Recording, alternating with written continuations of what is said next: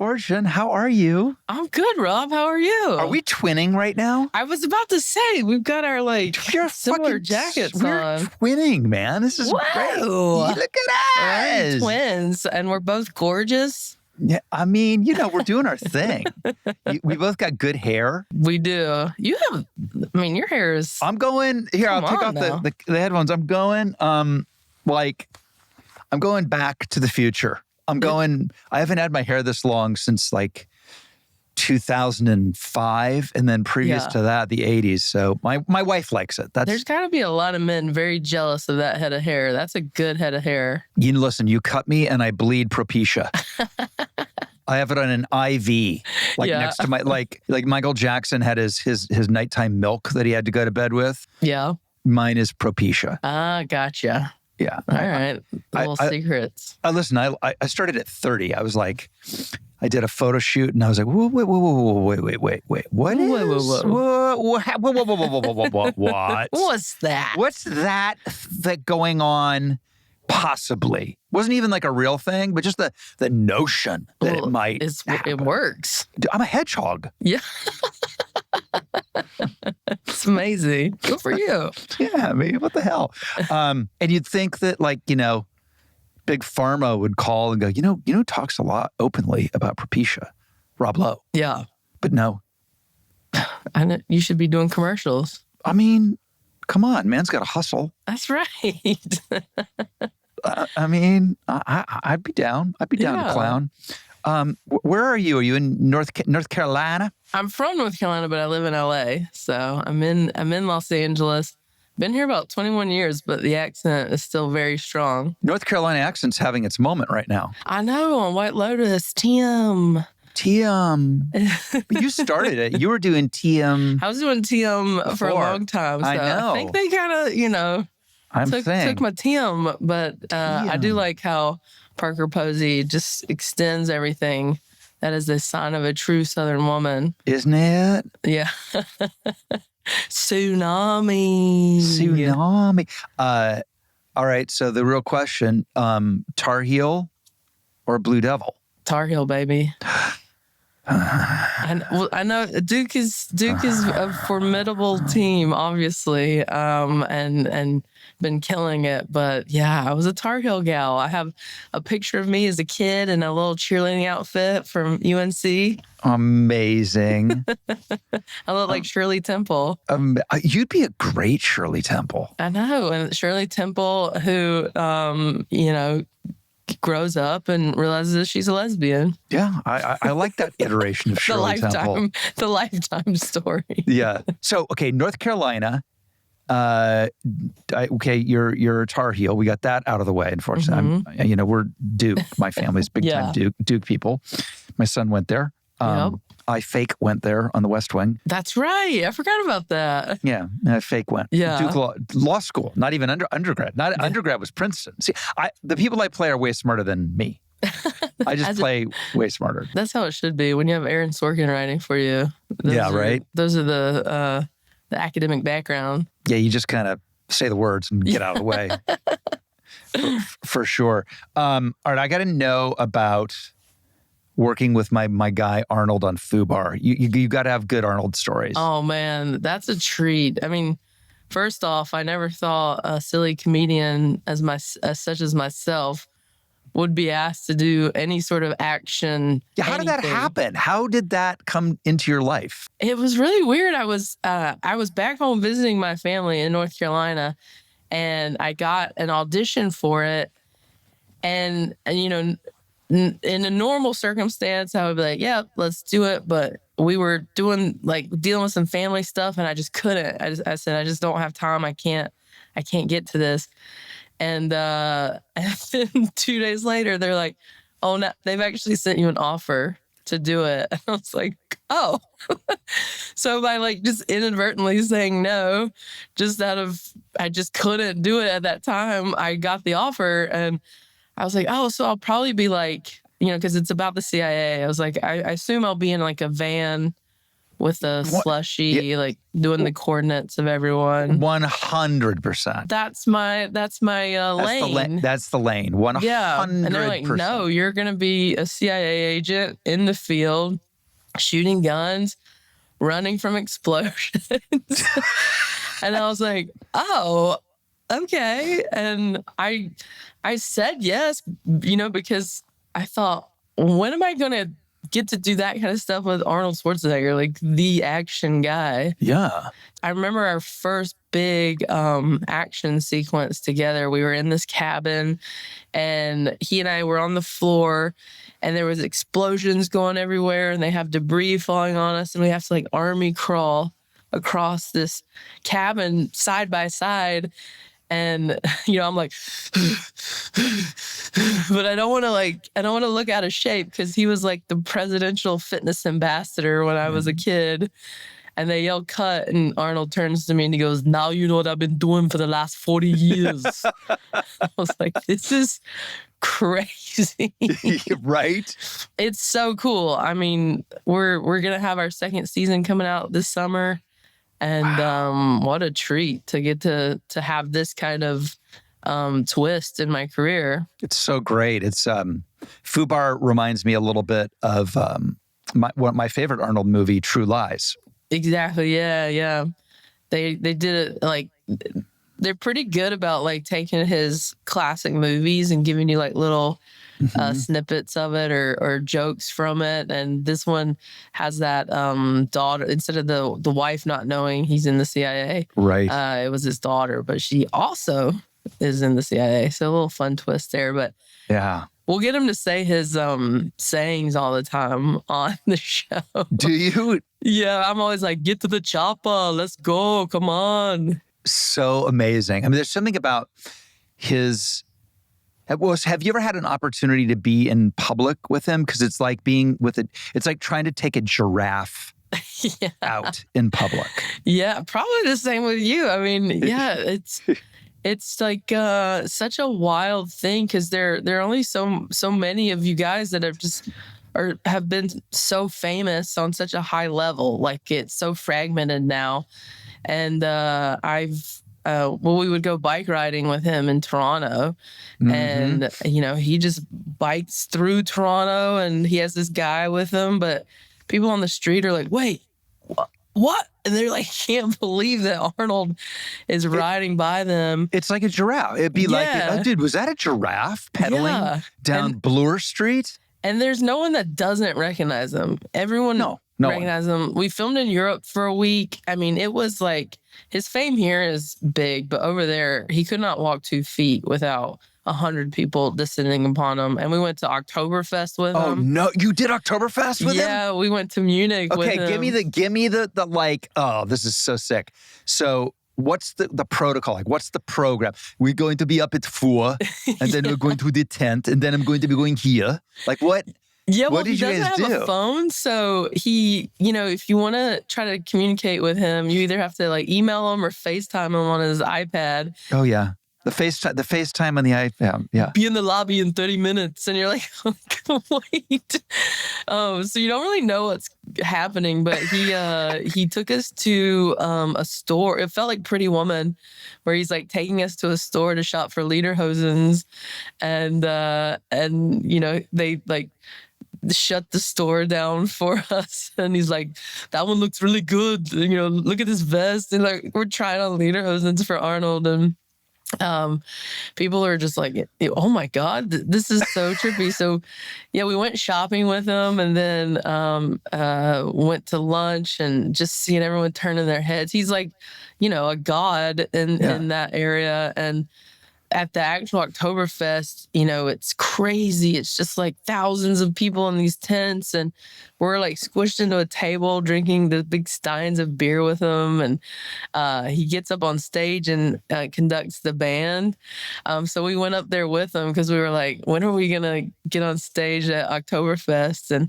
And they have this song that they sing that they've been singing for years. It's just Arnold goes to Hollywood. Arnold goes to Hollywood. No way. This whole tent is singing this song with this band, and he's conducting the crowd. Like, yep, it's like the whole country is celebrating that Arnold has gone to Hollywood. He has his own folk song. Yep. That's how famous he is. That's But I had no idea. Oh God, it was so fun. I mean, I was like, I remember before we got to the tent, we wanted to take a picture as a group at the Glockenspiel. And it's the plaza, no one's allowed to drive on to it because there's like thousands of tourists taking pictures of this place. And he's like, we're gonna go take a picture of the Glockenspiel. And so his guys are just like bringing this van up into where like 1,000 tourists are, and like we're all having fun in this kind of like Sprinter van, and then all of a sudden it gets very serious. He's like, all right, everyone, you're gonna have to follow me, listen to what I say, single file line, we're gonna take a picture, and then we're gonna get back in the van. And he knows that like it's about to be chaos, so we get out of the Sprinter van, and every 1,000 people at one time go, Arnold! And we're like quickly taking this picture, like, come on, take it. And then he's like, all right, let's go. And then 1,000 people are trailing us, trying to get his picture as we get back into the Sprinter van. It's wild. Isn't it insane? There's nothing like it. There's nothing like hanging with Arnold. It really, over the years, we all get to see a lot of stuff. Yeah. A lot of stuff. You guys ever smoke? I imagine y'all had quite a few cigars together. Oh, then jacuzzis and ski slopes and the state capitol and I smoked cigars with Arnold when he was listening to the death row pardons. Oh, when wow. he was governor. I'd like to be in a hot tub with you guys. That sounds like a good time. It's a good time. We hang. Are you ever going to be in Santa Barbara? You come. We'll hang it out, man. All right. I love it. It's beautiful up there. You've done it right being up in that area. Yeah, I've been up here 30 years now. Oh, so pretty. Early adapter. My favorite hotel is the San Ysidro Ranch up that way. Isn't that amazing? Mm-hmm. That place. It's super special. I was going to propose to my wife there, but it was I had it all planned out. Everything was ready to go, and then it was right when the mudslides happened. It got destroyed. Mm-hmm. It got absolutely destroyed. Yeah. They built it back better than ever. Oh, I love that. Did you have an elaborate proposal, like, going on in your head? Yeah, I thought first I'm going to have the ring here, and then I'm going to do this, and then I'm going to say that, and then it all goes to hell. Because that's what happened with me. Yeah, I you watch shows like The Bachelor, and you forget that like 20 producers are setting that up. Yeah, exactly. I'm not known for romance. I'm not a romantic person, but I felt like this is the time. If ever there's gonna be, right? There's no better or bigger time. But I had this expensive ring. I'd never spent this much money on anything, and I hated the responsibility of it. I just wanted her to have it. Like, I don't want this anymore. Where did you keep it? I kept it in the lockbox in my closet, but I was so bad at having it. I just was jittery the whole time. And we ended up pivoting and going up to Big Sur, and everything was just a hair off. It was really weird. Like, I splurged to upgrade to this ocean view cabin, significantly a huge jump in price. And when we got there, it was so foggy for 2 days. The whole time we were there, you could not see your hand in front of your face. You would have no idea that the ocean is right there. There. Yeah. So we did not need to be in this room. I could have been saved like $2,000 a night. And then I had told I'd asked the hotel, can I pay to like have roses, rose petals, put around the room, and candles, like, again, like what they do in The Bachelor. Let's just do that. Yeah. And I was like, I'll take her to their restaurant and then go to the room, and it'll be romance. And I told the waiter what was happening, and he was so sweet. I talked about it in my special good fortune, but he was so enthusiastic that he kept going behind my now wife and like, doing thumbs up. Oh my God. Oh, Jesus kept asking her if she wanted dessert. And I'm like, she doesn't want dessert because I had asked for chocolate covered strawberries, but she kind of knows that something's happening. And she's like, wait, should I order dessert? Is there like a ring in the dessert? And, oh my God. And so the whole dinner is kind of awkward. And then we go to the room and like, the rose petals that they had were like white and dead, and they were just strewn about the room in like the most chaotic way, like a person got a leaf blower and was like, vroom, like rose petals. And they put the chocolate covered strawberries in front of the fireplace, and the chocolate was dripping down onto the floor. Have they not seen The Bachelor? What's wrong with these people? So. Bachelor's not big up in Big Sur. Well, they didn't have electricity in Big Sur. Literally no electricity until 1937. So yeah, they're behind the times. They tried, but it was definitely like the most awkward proposal where I was just like, well, we're here. I should have just like, in hindsight, I should have just been like, all right, let's do it another time. Like everything's off. This is like not, you had the fatal mistake of not knowing what venue you were playing in. That's true, yeah. I mean, it's like when you go up there, the last time I was up there, I looked at the list of like spa treatments in Big Sur, and I chose a session with the shaman. Mm-hmm.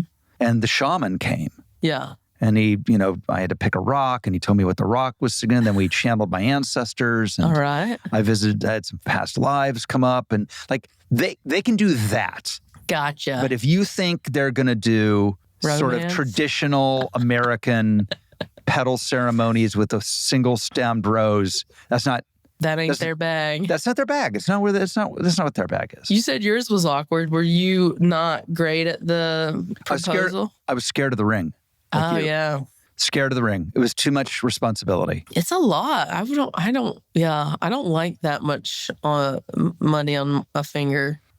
For me, it was more that my wife is a bloodhound for any trinket, surprise, gift, plan.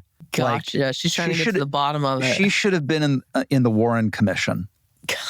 We would know who killed JFK. So it's hard to surprise her. Impossible. And so I was like, where can I hide this ring that she won't air quotes somehow find it? And I came across the idea of putting it in a dirty sock. Oh. in my car. Yeah. And that's where it was for like a week. And then I was like, where do I want to propose? And I want it to be somewhere memorable. Mm-hmm. And I was like, I know, we'll go up to Mulholland by the twinkly lights. Yeah. And like, she was like, I just want to go home. We had dinner. I've got to pee. Why we went to Mulholland? What? Why? Yeah. And then it's just like, trust me, we want to go to Mulholland. We gotta go. It's so pretty up there. It's pretty up there. It's just like when you try to recreate what we've seen in movies and TV, you realize, no, those were a group of people that came in a room and how about this? Oh, I know, I got a better one. Each more incredible than the next idea. Yeah. And the best idea wins. It goes into the movies. It gets repeated. And normal people can never do. We can't do that. I know. And you've been part of that. You've added to that romance on film. I should know better. There's no prop department. Where's the prop? Like, they keep the ring. That's right. They keep the ring and they give you the ring. They give you the ring at the last minute after they've spent, $250,000 transforming a room into like the most romantic setting in the world. And the co-star, Demi Moore is not a bloodhound looking for the ring, going, am I getting proposed to? It's been 6 months. When is this happening? She's like, just showing up. So it's a whole different, playing romantic is very different, as it turns out, than being romantic. It is true, Rob. It is true. That's why we're going to just keep watching you be romantic on screen. Okay, I did a little deep diving on you, and I'm obsessed with this. As a good Southern belle, you were in. Did you make a debut? I did. I came out to society twice. That's amazing. That's amazing. My mom was a debutante, and my grandmother was. So You're like, she was take determined two, for me take to two. be one. Okay, walk me through what is okay. It starts at what, like it like you're like 10 or 11. You're like, I want to come out to society, and you have to be like. It starts with something called cotillion. All right, walk me through this. So cotillion is like when you're 12. This is a Southern old, like so stupid. No, I love it. And when you're like 12, they have something called, or maybe ages 10 as well. I don't know. It lasts a couple months a year on every once a month on a Saturday.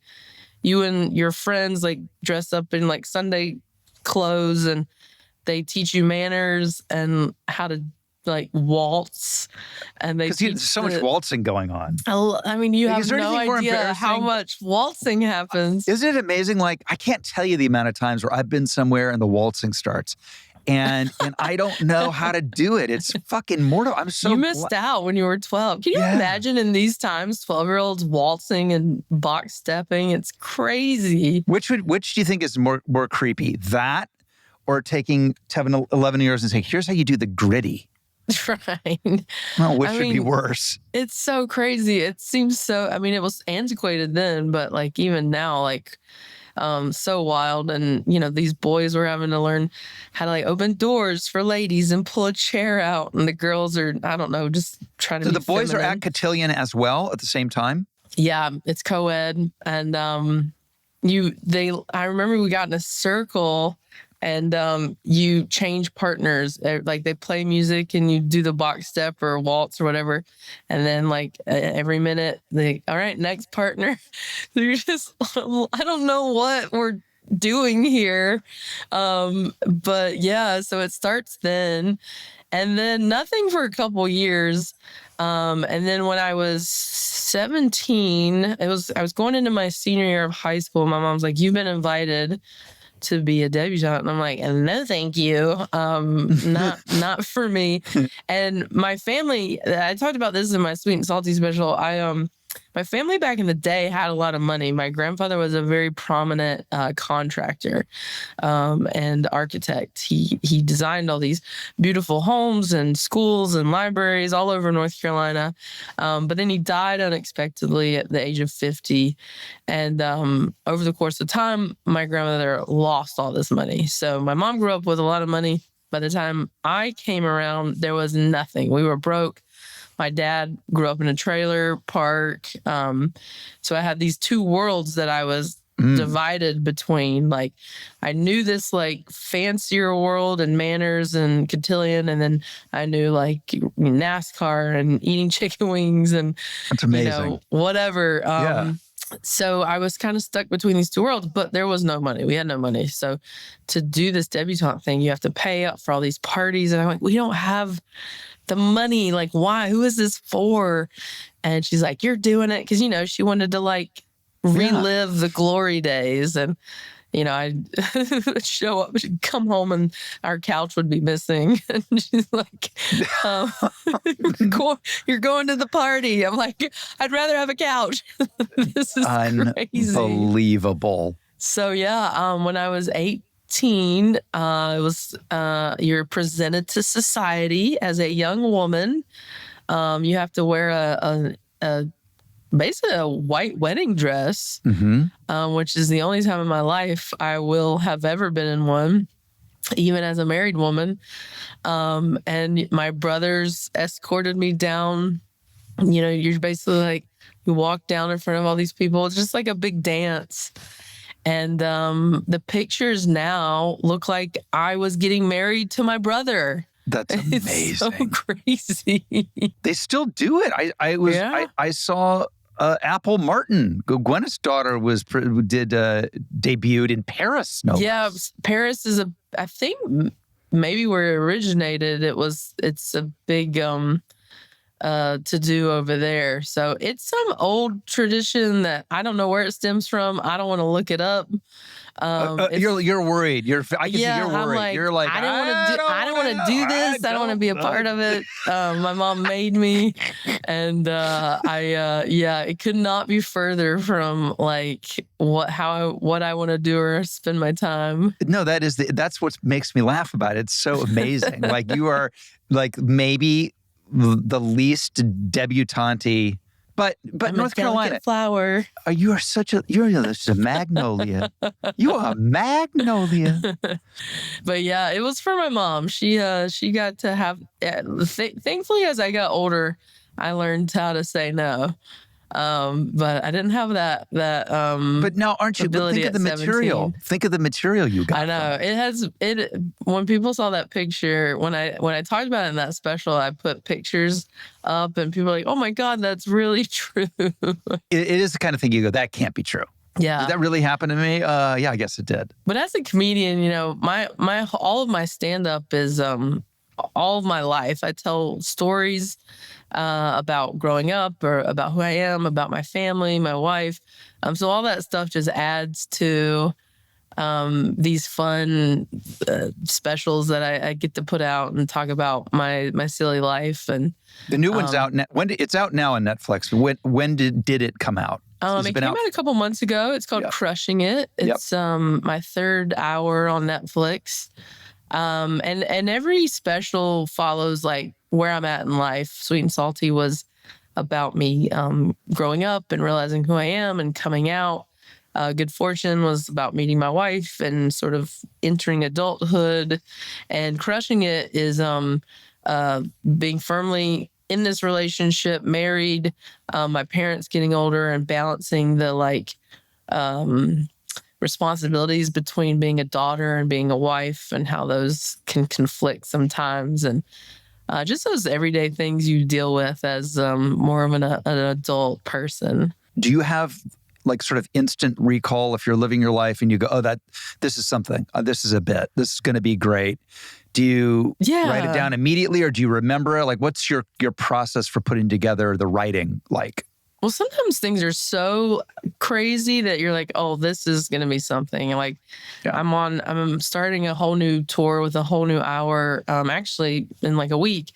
And there was like my wife and I went to Greece and there was something that happened that I was like, this is like a stand-up bit. And you know, right off the bat. Yeah. Then there are other things from childhood where like, I remember I was, I'll do like Q&A sometimes at the end of shows in a club. And I was back in Charlotte near where I'm from. And someone just yelled, remember when you were on the swim team? When you were a kid? And I was like, oh yeah, I sucked. Like I could not swim. I used to run across the pool pretending to do the butterfly. And they laughed and I never thought about that as a stand-up story. Right. And hearing them laugh at the visual of me as a kid running across the pool pretending to do the butterfly, I was like, oh, maybe there's something here. Mm-hmm. And so I just kind of recounted what happened, just the facts. Here's what happened. And from there, I just keep building it like, oh, well, this is a funny, like, how do I build that world out? And how do I describe it in a way that's more interesting than the reality? And then it became one of my most popular stories. People will still yell, do the swim team bit, and it just was one of those things that was me telling a silly memory. Where do you stand on having, when you have a famous bit like that? Like, when do you retire it? When do you retire? Do you not want to retire it? Is it like going to the Rolling Stones and then they don't play Brown Sugar and you wanted to hear it? Or like, what's your thought on that? Because I've talked to a lot of comedians about their famous bits and there's a lot of different thinking. I mean, gosh, that's the hardest part about being a stand-up is once your hour comes out, you have to start fully over. I would give anything to just be able to sing Cheeseburger in Paradise every show. Wouldn't that make life much easier? I'll give people like 50 minutes to an hour of brand new stuff because they want to be surprised. People like that about stand-up. They want to not see what's coming. That's part of the fun of it, is discovering new things about you. But at the end, like usually the last 5 to 10 minutes of my set, I will sometimes throw out to the audience, what do you, I'll do, I call it a classic or whatever. Yeah. What do you guys want to hear? I can do like Hooters. I can do Swim Team. I can do Coming Out to My Dad. And they'll like kind of yell as an audience.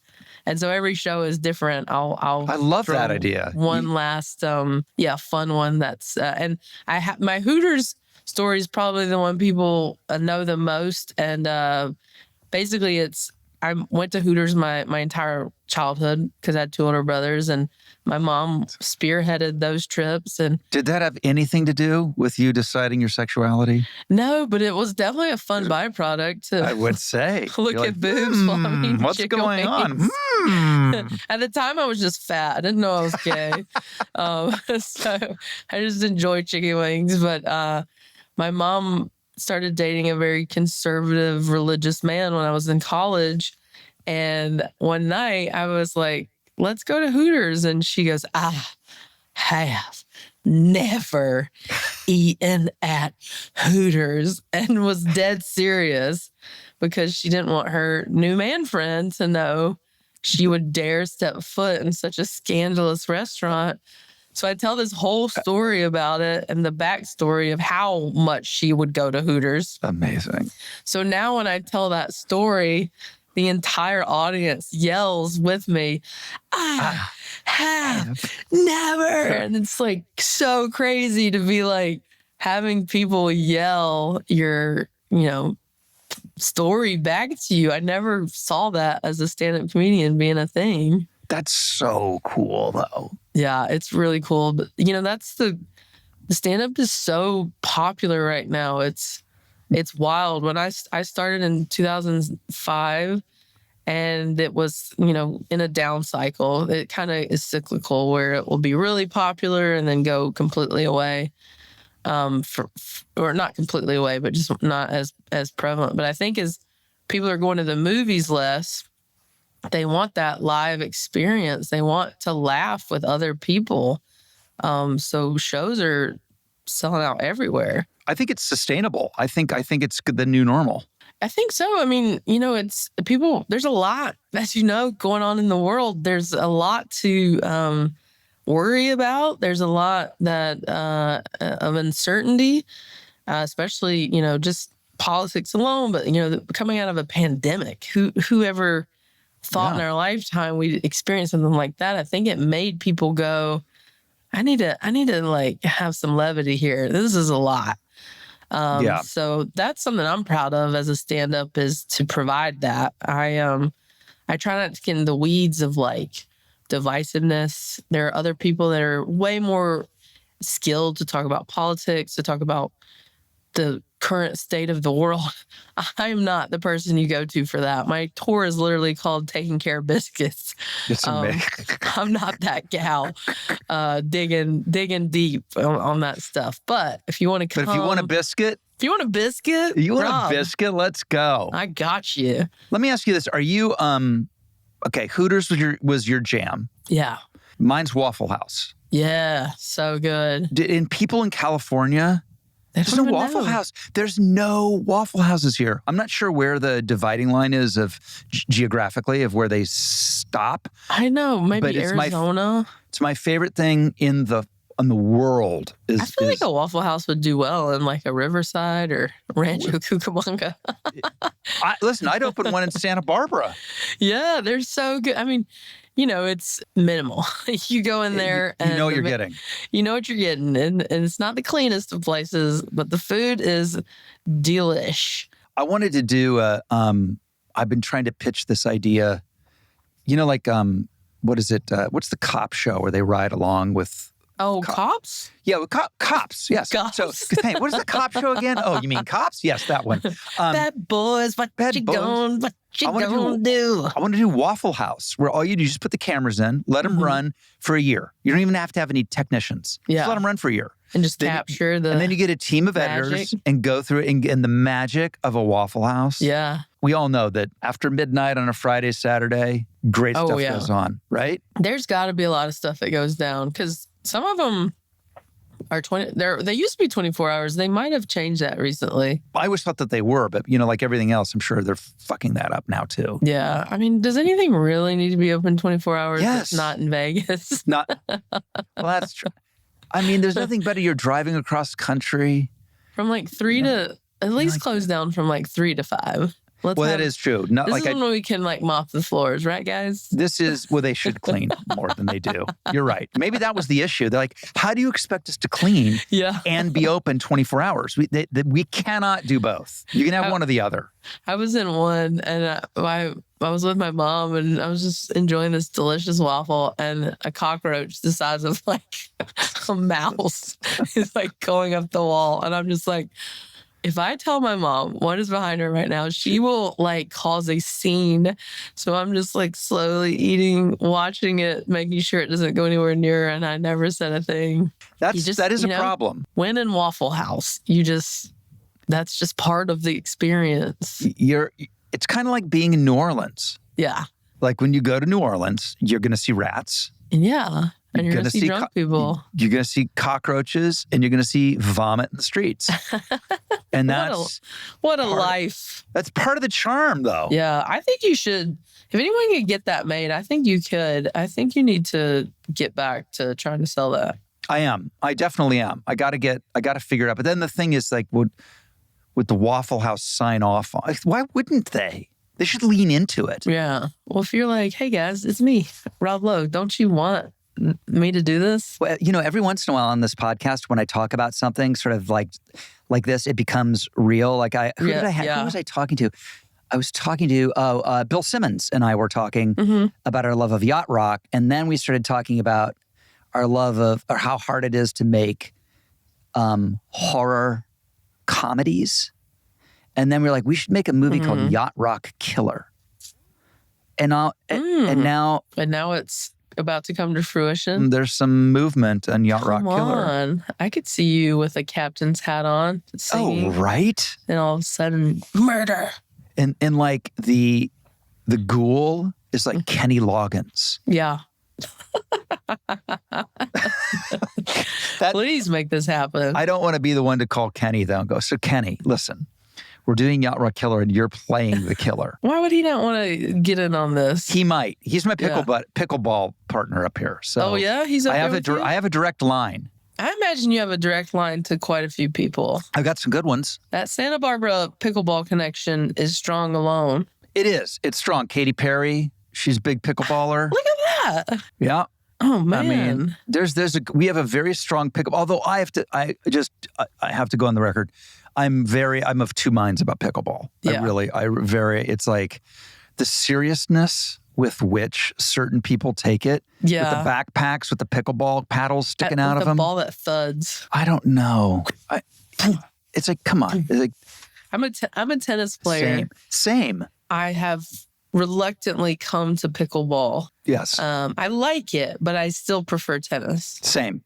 Yeah. I've been playing tennis since I was 7. I played in college. Oh, wow. Jeez. It's hard to just like give over to the pickleball. I'm with you. I think we need to keep tennis alive somehow. Yeah, when they transform tennis courts into pickleball courts, like my heart hurts. Which do you think is more outdated now? Tennis or waltzing? Definitely the waltzing. Well, we have cool tennis players now that are Ben Shelton, all those guys. They're making tennis cool again. We need it. It's really true. Like we really like.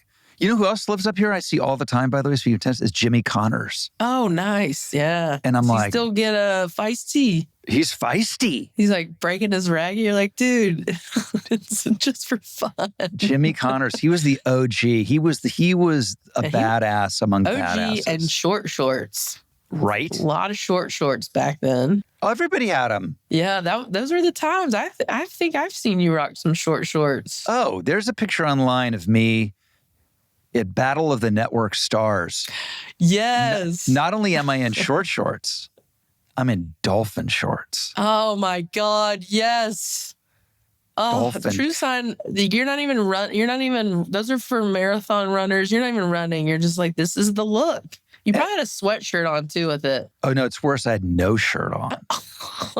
Giving the ladies what they want. And I'm all of 17 and I really could use a good meal. Yeah. It's like I am the twinkiest of the twinks. Oh my God. I'm like King Twink. You had everyone drooling over you, though. That must have been quite the power trip. And I was so young, too. I didn't know what was going on. I was like visiting probably like Melissa Gilbert, who was in like the dunk tank or some shit. And, you know, and you just know some photographers like, hey, why don't you sit Indian style, the way they used to call it.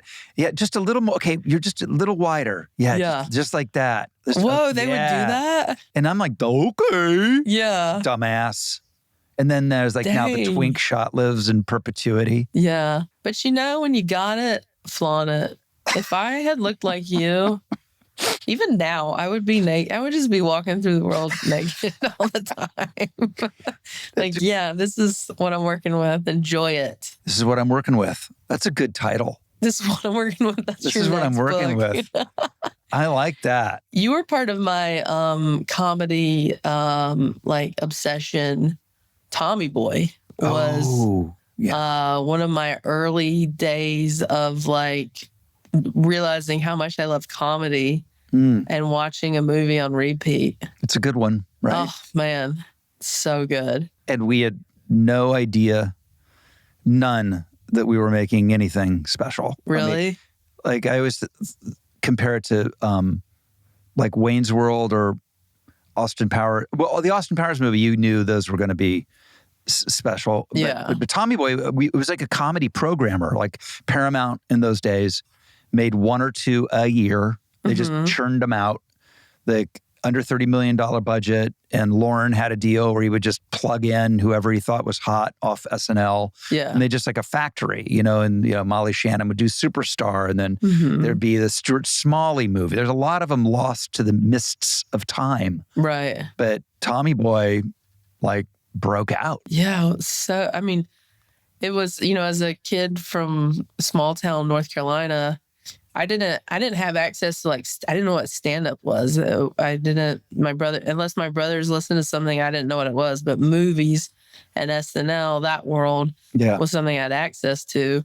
So those were very informative years watching things like that, going, I like how silly this is and how ridiculous everyone is. But everyone's like committed to the ridiculousness of it. I love that. Like, we know this is insane and broad and crazy, but we're so committed to these characters. I love that too. I love that kind of comedy actually is now, I think it's why stand-up is so big, is it's thriving there and it's not really thriving in TV and movies. That comedy is now, like if you go on Netflix or Hulu or any of the places and look for comedy, for the most part, they're kind of dramedies. Or action, action to it as well. It's got to be big. Yeah, but it's not absurdist. It's not exactly, like, there's no 30 Rock. Shame. Like all those things are so fun. Always Sunny still does it. But they started doing it. I think they're in their 17th season. That's crazy. 17 seasons or something crazy. Yeah. I think that I'm hoping, obviously, as a comedian and as someone who also acts, I really hope the pendulum swings back into some of that absurdist stuff, because it's my favorite. Like I got to have a tiny part in the movie Barb and Star, Go to Vista Del Mar, which came out amazing during the pandemic, but it was supposed to have a big theatrical release. And I just think that would have been such a treat to watch in a theater with other people, because those are the movies you want. Like, I start laughing, it makes you laugh, it starts making you laugh. It's just a chain reaction. And you want to have this shared moment of like, can you believe she just said that? Yeah. I want to see more of that stuff, but it's hard to enjoy those in the same way, like at home by yourself. You know what I do now is I keep clips on my phone of things that make me laugh. And they'll usually come over my algorithm, like on TikTok or something. It knows that I love stupid shit. And like I'll be watching Borat just My laughing. wife. My wife. Are you a big TikTok guy? I'm embarrassed to say I am. I mean, it's kind of the new entertainment now. Oh, I get more consistent laughs in a half an hour on TikTok than I'm going to get anywhere else. I just am. Yeah. I'll sit down to watch TV. Like, all right, I'm going to settle in. And I'll, because we're all like riddled with ADD now and no attention spans, I will grab my phone and look at a clip on TikTok, and then suddenly an hour's passed. And I was like, oh, well, I guess that was my TV time. It's really a barrier for me to watch the things I know I should watch, and that everybody is like, dude, have you seen Adolescence? Right. And I'm like, no, but I did see this amazing duck on TikTok. Yeah. Or you'll see people talking about Adolescence. You don't even watch it yourself. You just see the commentary on it on and TikTok. The clips. And you'll see a clip and you'll feel like, I feel like I watched The Crown. I saw everything having to do with The Crown, but then I realized, no, you just saw all the highlights on TikTok. Yeah. I saw all the different queens. I saw all the different, Winston Churchills. I saw I saw all of it. Buckingham Palace, this, that. I saw it all. I don't need to see anything else. I get it. So I'm good. I know. Maybe that's where it's all come to. We're just we're going to exist solely in clips. In clips. I think so. Are you going to do you think you're going to keep doing comedy, or is that? I love it. I went to your the roast they did of you. Oh, did you go? Oh, I was there in the audience. That was so fun. I love that you don't take yourself seriously. Thanks. You have fun. And I love the roast. The roast is one of my favorite things I've ever. It sounds weird, like the favorite things I've ever done. I didn't really do anything, but in terms of if you want to laugh, it's pretty strong. Really strong. That was a good one. Did Nikki do? That was Nick. Yeah, that was Nikki's first big coming out. She was really under the radar, and she it wasn't a foregone conclusion that she would be on the panel. Yeah, and she, as she always does, murdered. Yeah. But everybody did. There wasn't Jewel killed. That's right. Yeah. When Jeff Ross is the least funny of the panel. You have a great panel. Strong dais. Yeah. And now these roasts are they're so popular. You were leading the charge on that. People kind of consider it still the best.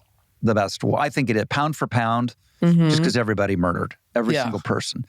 And I loved sitting there getting eviscerated. Literally, I mean, you must have a thick skin. There are a couple jokes in there that are so brutal. Yeah.